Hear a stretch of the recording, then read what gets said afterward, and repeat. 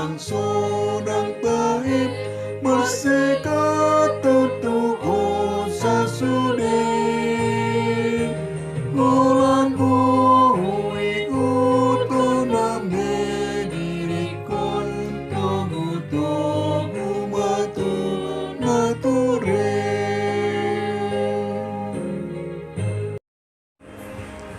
Mari kita berdoa. Kasih karunia dan damai sejahtera dari Bapa dan dari Tuhan Yesus Kristus menyertai kamu sekalian. Amin. Shalom.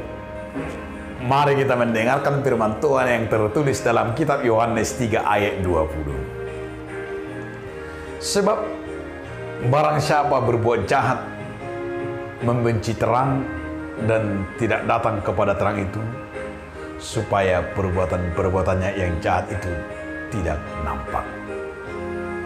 Ai ganuk namang mulakon narroa hosom dorohana dinatiuri jaladang didapoton natiuri asa unang gabi patar akka udoneng.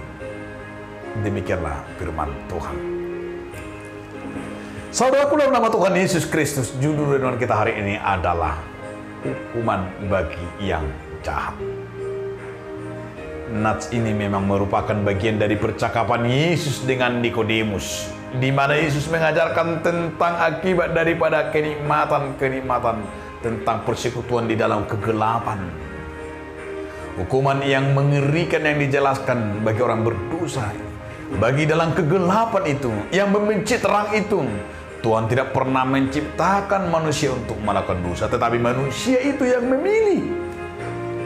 Dan manusia itu yang membuatnya jatuh karena kenikmatan daging. Kenikmatan karena gelap. Dan di sini Yesus menyatakan kepada Nikodemus arti makna kehidupan baru. Kenikmatan yang dialami oleh karena hidup dalam dosa bersifat menghancurkan.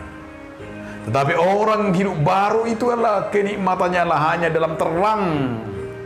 Dan dia bersyukur dan dia hidup mampu itu hanya mengenal Yesus sebagai landasan dalam hidupnya, bahwa terang itu adalah firman Tuhan.